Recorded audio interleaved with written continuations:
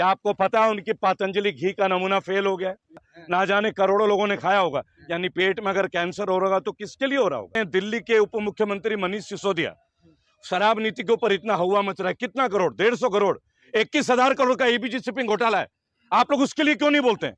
34,000 रुपए का डीएचएफएल घोटाला है, 34,000 करोड़, इसके ऊपर क्यों नहीं हो रही है? आप ये बताइए, मुंद्रा पोर्ट पे 21,000 रुपए का, 21,000 करोड़ का ड्रग्स, सोचिए मेरे भाई, कहां से आ रहे वो ड्रग्स? अदानी जी का पोर्ट है, उसके ऊपर मीडिया कवरेज नहीं होगी। आपने संविधान की बात तो उठा दी पत्रकार महोदय। आप मुझे बताइए कि जीवन भर जो आजीवन कारावास होती है वो क्या होती है? मृत्यु तक। राष्ट्रपति चाहे तो उनकी सजा कम कर सकते हैं। अभी तो 15 साल में नहीं हुए थे, आपने 15-15 लोगों को जेल से निकाल दिया, जिसके परिवार में 5-5 खून हो जाते हैं, बलात्कार हो जाते हैं, एक अजन्मे शिशु तक की मृत्यु होती है। कहां है संविधान के दायरे? कौन मान रहा है संविधान को? ये गुजरात की घटना बता रहा हूं मैं आपको, बिल्किस बानो केस, ये कोई अमेरिका की खबर नहीं है। ये चलते थोड़े झारखंड की तरफ जी अंकिता का केस बहुत जोरों शोरों से अभी दिख रहा है, कहा जाता है हिंदू मुसलमान। नहीं, मैं आपको बीच में रोकूंगा। आप मुझे ले जा रहे हैं झारखंड में, जानता हूं आपका मकसद क्या है कि झारखंड में ले जाऊं, अंकिता के हत्याकांड की बात करें, उनके ऊपर जो पेट्रोल जला के जो हत्या हुई, एक तरह से उनकी निर्मम हत्या, और शाहरुख, यही चाहते हैं ना आपको टेस्ट चाहिए? नहीं, आपको नहीं, सुनिए, ये नहीं, ये बेकार की बात है, आपको टेस्ट चाहिए है ना? नहीं, सुनिए सर, आपको टेस्ट चाहिए, नहीं, आपको टेस्ट चाहिए तो एक काम कीजिए ना, उससे पहले जरा गुजराती चल लीजिए। झारखंड से पहले गुजरात का सफर क्यों नहीं कर रहे हैं आप? मुझे उससे पहले कुलदीप सेंगर का सफर कीजिए, उन्नाव का सफर कीजिए, महिषा वाल्मीकि का कीजिए।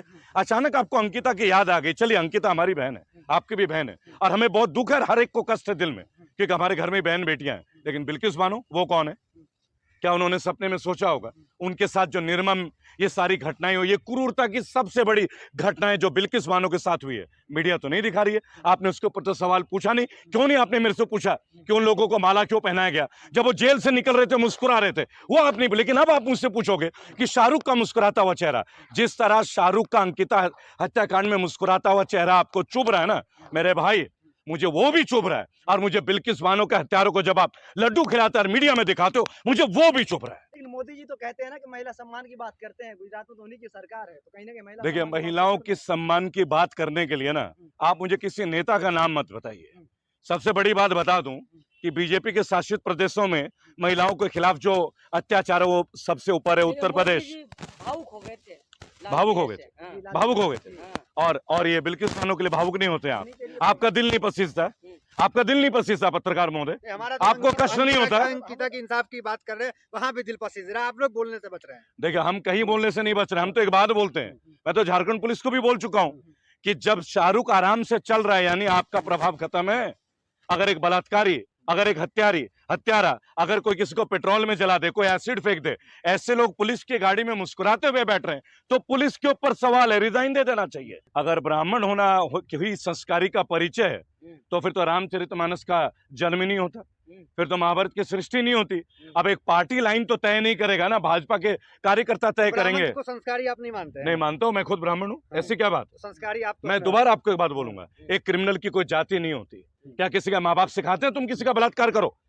क्या किसी का माँ बाप सिखाता है तुम किसी का हत्या करो? कोई ये करना नहीं सिखाता। निजी स्वार्थ, पॉलिटिकल जरूरतें और पैसे की जरूरत और नीचता, तो ऐसों के लिए आप जाति को बीच में लाएंगे तो ये तो मीडिया का भी अपमान है। बलात्कार कब होता है? भय वाले संसार में, जहां भय का माहौल हो। अगर बलात्कारी छूट जाए, वो भी 10-10, 15-15, तो क्या दिल में वहम नहीं होगा, डर नहीं होगा? जस्टिस सीवी रमन्ना, हमारे देश के चीफ जस्टिस ऑफ इंडिया, जाते जाते उन्होंने क्या बोला कि इस देश में न्याय मांगने वाला जब तक पैसा वाला ना, उसे न्याय नहीं मिलता। बराबर? आप लोगों ने देखा होगा टीवी में इतने बड़े बड़े स्टेटमेंट है। उन्होंने ये भी बोला कि अब खोजी पत्रकार खत्म हो रहे हैं। चीफ जस्टिस कह रहे हैं। उसी बीच यूयू ललित का आना और उसी बीच इतनी बड़ी बड़ी मूवमेंट होना। अगर किसी ने नमाज पढ़ ली तो लड़ाई, अगर किसी ने कुछ खा लिया तो लड़ाई, अगर खाना पहनने से भी लड़ाई है ना, तो आप जान लीजिए हमारी आर्थिक, हमारी मानसिक और हमारी सामाजिक स्वतंत्रता का कोई लेवल बचा भी है या नहीं है? क्या ये विषय नहीं है? क्या ये जांच का विषय नहीं है? अगर वो फेल हुआ तो क्यों ना उनका प्लांट बंद कर दिया जाए?